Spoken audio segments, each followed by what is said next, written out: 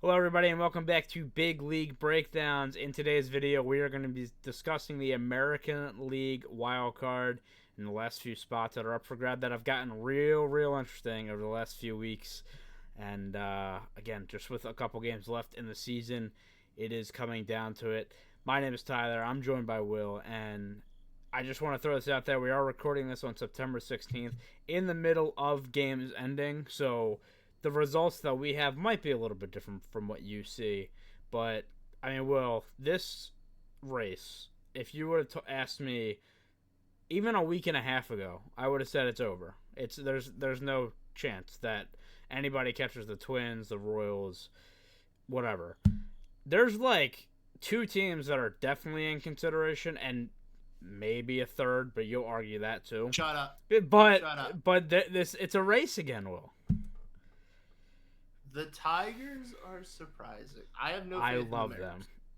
them. Really? I mean, the Mariners have great pitching. That's it. And That's been the I was story gonna all say, year. what else do you want me to say? Their offense has been very bad most of the time. Somehow though, these Tigers are sticking around. I would love it if the Twins got kicked out personally. I mean, I Me know too. you predicted the Tigers to beat the Twins, but I've just been so bitter on the Twins this season because of what they didn't do in the offseason. To watch it backfire and they finish fourth would just be hilarious. I have had a vested interest in the Tigers all year because of the prediction I made, and it looked good for about the first 20 to 25 games, just like the Pirates looked good for the first 20 to 25 games. Then it looked really bad, and now it looks obtainable again. And yeah, I have the same sentiment against the Twins, and I don't really know why. It's just like, to me, they ran that division for so long while being so mediocre. And you know what? You're not allowed to do that and still get away with it now. With the Guardians where they're at, with the Royals being surprising, with the young fighting Tigers potentially getting back into it. But yeah, man. I mean, as I said, we're kind of recording in the middle of games happening. The Twins just lost. And they Um, have a favorable schedule too, the Tigers. they do, and the Tigers are up right now against the Royals only by one run. But I mean, it's one of those things where every single day it's going to be flip flopping, and hopefully for the Tigers' sake they'll be getting closer. But I mean, well, the Twins have been one of the worst teams in baseball in the past 30 games, and the Tigers have been one of the best. That's really kind of the formula. How It's the Braves Mets story, but yeah, now we're in the American League Central. yeah, and I mean, even the Mariners only 2.5 games back. They're only 14-16 in the last 30. They're not even doing that great, but they've even inched their way back into it a little bit. It's So still hard to say they inched their way back into it. It's not that. I mean, yes, they were like a 2 games over 500, and now they're four. So yes, they're a little better. Their whole season has been a downfall though, yeah, because they had the division. They were up by a lot. They're just trying to do everything possible to stay above 500 right now, and they're just hovering around 4 games over. So I'm not giving them any credit other than, I mean, you fired your manager before the season ends, so you beat me in that prediction. yeah, and you know what? The guy they bring in now look pretty good for the Mariners there. But Good. yeah, I mean, for the Tigers, they have been just getting it done, and they've had some gritty wins. They had a series against the Orioles over the weekend that um, they had a no hitter going for until the top of the ninth, 2 outs, but they still only won that game 1-0. Like, they're just finding ways to win, and again, they're just doing it. They look like they're having fun. It's been a really fun ride to watch. And again, as somebody who just has like interest in them now, for no reason other than I thought they'd be good this year. It's been fun to watch them as of late, but If they make the playoffs, you better buy a Tigers jersey. I might have to think about it. I might be the Tigers might be my AL team moving forward. But let's touch on the Twins first, because as we mentioned, I mean, the Twins have been struggling mightily. They're kind of hurting in all areas right now, and they have some tough tough series coming up. Um, they have Cleveland for 4, who they have been killed by this year. They're now 2-8 against them in 2024. You have Boston, who's still trying to stay afloat, and they have something to play for. Miami, but then Baltimore at the end of the year. What is going on with the Twins? They are not as good as we think they are, and we didn't think they were amazing to begin with. I Good point. I mean, the Twins at the beginning of the season looked like a team that were content with what they had last year, and that team got you just shy of 90 wins. Hmm. This year, they're not going to be that far off, though. I mean, what, there's 11 to play roughly. If they get just a little over half of those or something, they'll finish around 85 wins, which I still think is a failure in Yeah. the eyes of the Twins this season. There was absolutely no excuse they couldn't have added more and finished above 90. But I mean, they're just trying to pull. It seems like they have a bunch of options that they've kind of had in the system and up and coming youngsters that for the last couple of years have always kind of been toying like who do we go with, who do we don't, because you've had like Jose Miranda, Edward Julian, Alex Kirilloff, Royce Lewis. But there's either combinations of players getting injured or just guys not quite living up to what they'd hoped for. And they've just been juggling that act, and it's still not working.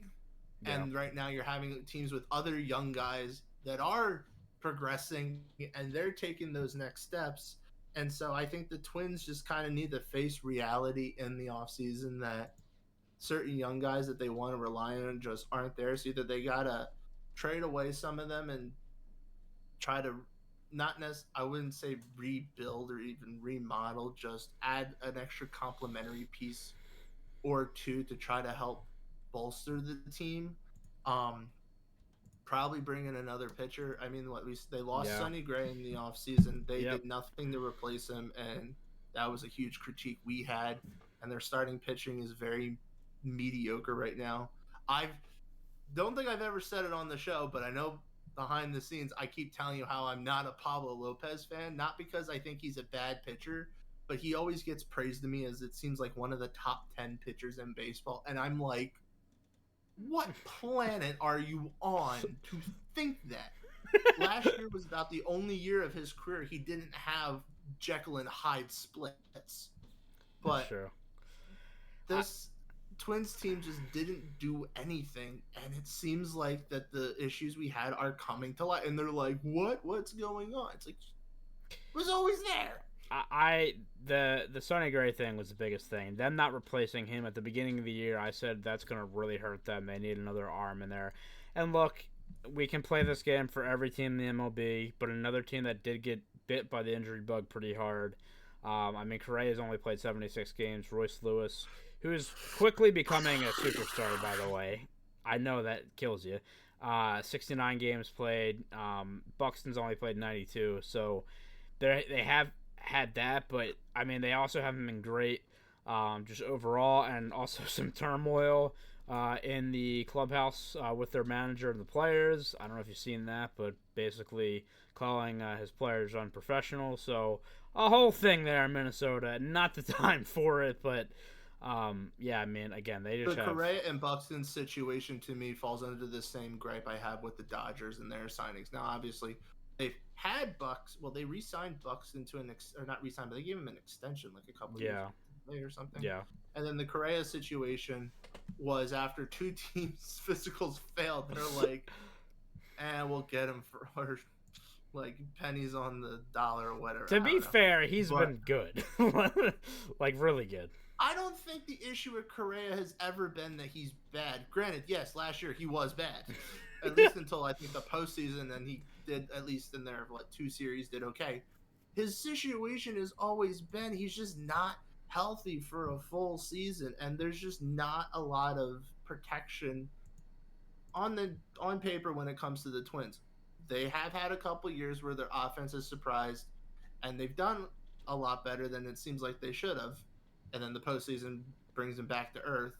But Buxton and Correa are two players that have a lot of talent but can never stay healthy. Yeah. So it does not surprise me when it goes, oh, we don't have him for a while. It's like you're just asking for insane. You're just insane if you're thinking that it's gonna change at this point. I feel so bad for Buxton, man, because I do think that he has the potential to be one of the better players in the league. But I swear it He needs was, to be a DH. yeah, and I swear it was the beginning of this year. I think it was like, a couple weeks, maybe a month and a half in, and Twins fans were like, or fans around the league were like, finally, Buxton's healthy. He's not going to get injured. He's so far played, basically every game, and then he's got injured like clockwork. So, that's been bad. Obviously, Royce Lewis, when he's played, has been one of the better hitters in the game, but he was out for so long. He's trying to do what he can, but He had a month where he was God, and then he just is a man. I don't know, man. There's something about him. There is. You just fell in love with that 50 Dude, at bat I span. I really did. I fell in love with the Tigers. I fell in love with Royce Lewis for a very short time. I hope the Twins trade Royce Lewis to the Tigers in the offseason. I hope so. Oh, that would be funny. As I said, I mean the remaining games are tough, and they do not have great records against any of the teams in their remaining games. But then looking on the flip side, the Tigers, again, one of the best teams in baseball in the past 30 games. They have the Royals, as we kind of alluded to. They have Baltimore again, who sucks. You ask us that 2 months back, it's like, ooh, that's kind of a tough series. But they already beat them, and Baltimore's struggling. Then they have the Rays, and then the easiest sweep of their life. I will say this. Imagine it comes down for the Tigers that all they have to do is sweep the White Sox and they get in. The Twins face the Orioles to end the season, so I mean, that the Orioles better get a grip on their season offensively by then, Yeah. and if they don't, then you better be praying to God for the playoffs. But if the Orioles can somewhat find their team within the last series, then the Tigers could pull it off just because of that. I really thought it was going to be insurmountable. Even like a few days ago, I was like, the Tigers valiant effort, but I don't think they're going to get in. If they win the night, they're 1.5 back. I mean, it's all up for grabs, and again, I mean, the Tigers have just been clicking right now, and again, I hope for them it is enough. If it's not, this is a great building block year, and I pray that they can continue this going forward, because it feels like a lot of the times with the Tigers and a couple other teams too, it's like, man, they played so great this year. Let's see how they can improve. And then the next year they're like worse. So hopefully the Tigers can figure that out. But even the Mariners, as we said, sticking around. And okay, I think I have the same kind of faith that you have in the Mariners. But I will say this. If there was ever a path for them to get in, I think their schedule could allow that. And let me explain. So they have the Yankees for a few games, which that's not great. But then they have Texas, who they played well against. They have Houston, who they played well against. And then they have Oakland to end the year. So just based on kind of the teams that they've played, the record against them. Now, they're playing Houston for 3. Do I think they're going to catch them in the division? No. But, again, it just feels like they potentially had their number a little bit. Now, that series is in Houston, so we'll see. But, I mean, do you have... It sounds like we both have more faith in the Tigers than the Mariners, but I feel like I take the Mariners over the Twins right now. I really do not have any faith in the Twins. I think the Twins might pull it out in the end to make it. I mean, in the end, I think the Twins will hold on to it. I do think it's very exciting to kind of see if the Tigers can suddenly create some playoff chaos. Stuff, yes. Last second. But I mean, the Twins or the Tigers, to me, their offense just looks really bad. It's going to be pitching that kind of gets them to the postseason. The Mariners may somewhat benefit from the fact that their pitching staff can handle the Yankees, and then, like you said, they have successors the next 2 series. I just don't trust the offense is the main thing.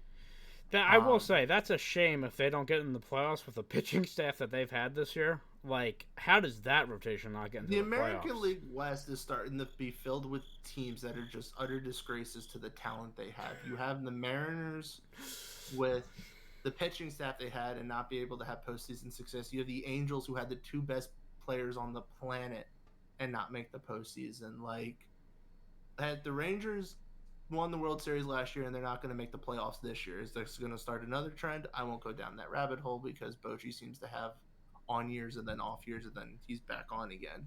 Yeah. But it's just amazing to see how much failure comes out of that division. And man, like, we talked about at the trade deadline, like they got to add bats, and they did. They added Randy, but again, like I don't know if how they would have pulled it off, but God, if Vladdy would have looked so good in the Seattle jersey, man, I'm telling you, if they could have got both of them, first of all, what a trade deadline. But it just felt like somebody like him could really put them over, and I mean, they got friggin' Victor Robles, who is absolutely killing it for them, but he's like their best batter right now. Victor Robles, like I don't know, man. It feels like it won't be enough for them, and this is the thing with this team. It's been for years. It's like they're so close to making that leap, and then they just fall back. It's got to be so frustrating as a Mariners fan, and especially like I said again, when you see the pitching staff that they've had this year, how does that not get you into the playoffs? They've been so good, but yeah, the Mariners just cannot get it completely together. I'm not even gonna bring this up now because you're just gonna blow me up with the Red Sox 4.5 back. Shut up. There we go. All right, my other question with the AL pertaining to the AL Central, which I gotta say has probably been the most entertaining division in baseball this year. Is there any chance that the Royals catch the Guardians or anything switch, like anything in that division kind of switches up seeding wise? The closest thing that would switch to me would be the Royals and Twins, and I just don't see that happening. So I feel like, yeah, for a while I would have said, "Oh my gosh, your dog is having a field day I right know. now on the show." I know. First the crickets and now the dog. We are bringing the entire zoo to this show. um, But I would have said that I thought the Royals had a chance of taking the division. They had a tie for a day, and then they decided that was good enough and went back to being 3-4 back. yeah. That's going to be how it settles. I think that division is pretty much locked right now, barring a drastic hot stretch or cold spell within the last week of the season. Um, I think it's just the Twins that have to pray that they can hold their spot. Though I guess I shouldn't say everything is locked because the Tigers are in the same division. Yeah, again, I think the Guardians have it. Mm-hmm. But the Royals have just been that pesky team that this year that you thought for a long time that maybe they would finally take a step back. Maybe finally they have to come back down to earth. I mean, they were horrible last year. They had what 55 wins or something like that. But here they are. They're here. They're sticking around, and I still think the Royals have a legitimate shot in the postseason. I think the AL I think is wide open. I really think it's completely up for grabs. The Yankees are there, but them in the postseason recently has kind of been wonky. I still think the Astros will find a way. And by the way, good news: the Tigers just beat the Royals. We are 1.5 games out of the wild card. Love it.